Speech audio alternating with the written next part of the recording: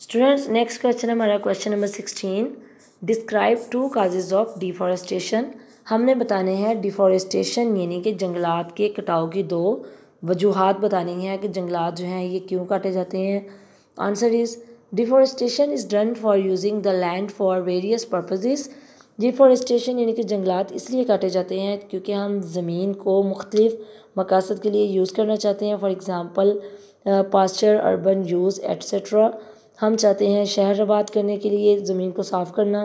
The race to produce cash through fruits, spices, sugar, tobacco, soap, rubber, paper and cloth has stimulated. हम ज़र मुबादला कमाना चाहते हैं फलों को बेचकर और टोबैको वगैरह, सोप वगैरह बनाने के लिए, पैसे बनाने के लिए हम दरख्तों को काटते हैं। और which has stimulated many get them by using soil and by destroying the forest. और ये सब चीज़ें हासिल करने के लिए हम जंगलात को तबाह कर रहे हैं और उनको काट रहे हैं।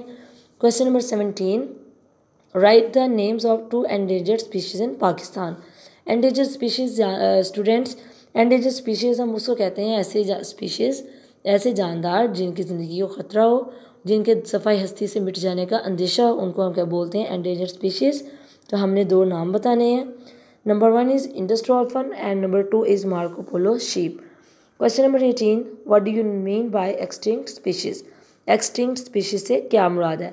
एक्सटिंक्ट का मतलब क्या होता है। एक्सटिंक्ट मीन नापैद, जो ऐसे नापैद मीन ऐसे जानदार जिनका वजूद दुनिया से ख़त्म हो चुका हो, जिनकी स्पीशीज़ में से कोई एक भी जानदार जो है, कोई एक भी जानवर जो है वो बाकी ना रहा हो, जो पूरी की पूरी नस्ल जो है वो ख़त्म हो चुकी हो, उसको हम बोलते हैं एक्सटिंक्ट स्पीशीज़। तो अब हमने इसकी तारीफ बतानी है। A species that no longer live in an ecosystem is said to be extinct in that ecosystem.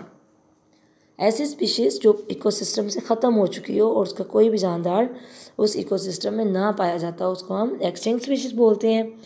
When species of an ecosystem become extinct, the stability of ecosystem is harmed. जब species extinct हो जाती हैं तो ecosystem की बका को बहुत सारा नुकसान पहुंचता है। For example, lions, tigers, swamp, deer are. Question number 19. Write the names of any 2 decomposers. हमने कोई से 2 डिकम्पोजर्स के नाम बताने हैं। तो डियर स्टूडेंट्स, जैसे कि मैंने आपको पहले बताया था लेक्चर में, डिकम्पोजर्स ऐसे जानदार होते हैं जो अपना फूड प्रिपेयर नहीं कर सकते, बल्कि वो गली सड़ी चीज़ें जो होती हैं उनको एब्जॉर्ब करते हैं, अपने डाइजेस्टिव एंजाइम उनके ऊपर रिलीज़ करते हैं और न्यूट्रिशन एब्जॉर्ब करते हैं।